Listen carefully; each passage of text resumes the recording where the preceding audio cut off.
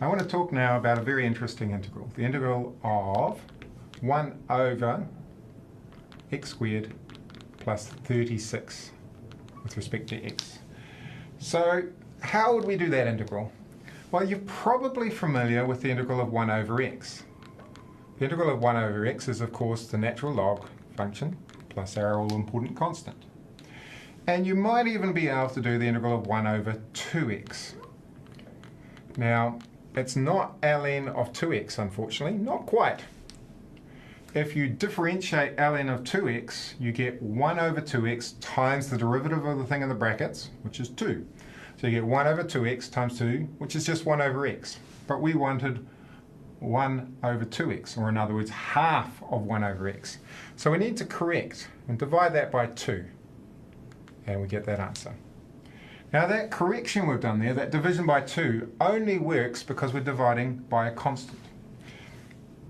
I see a lot of people use this logic when they're trying to integrate x squared plus 36 on the bottom. So it's 1 over x squared plus 36. They go, oh yeah, it's kind of like the ln thing, and we'll do a ln x squared plus 36, and then we'll correct by dividing. Well, here we were dividing by the derivative of 2x. So here we'll divide by the derivative of x squared plus 36. We'll divide by 2x. And they write that. And that is wrong, wrong, wrong. Don't do that. You cannot correct. You can't correct by dividing by a function.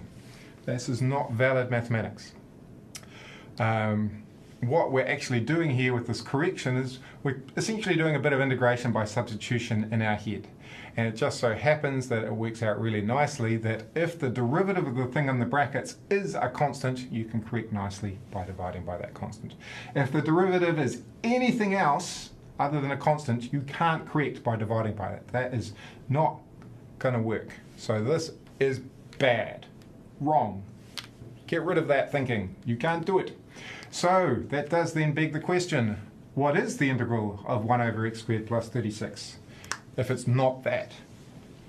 Well, how the heck do we figure it out?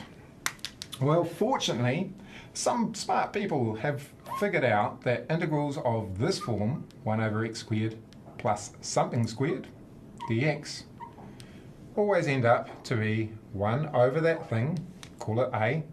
So a squared becomes 1 over a.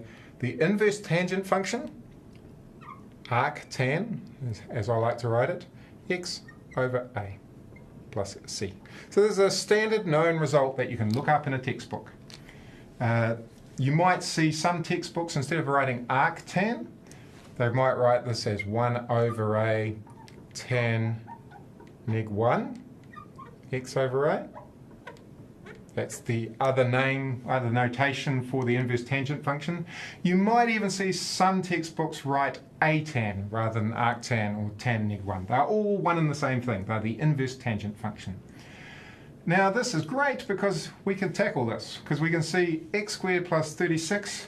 We can just think of this as the integral of what? 1 over x squared plus 6 squared. So we can just write down the answer, right?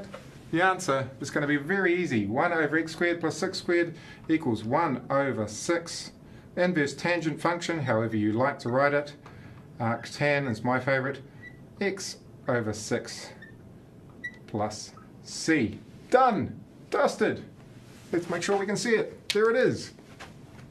1 over x squared plus 6 squared integrated is 1/6 arctan x over 6 plus c. So that's how to do it. Why does this formula work? That's a story for another day.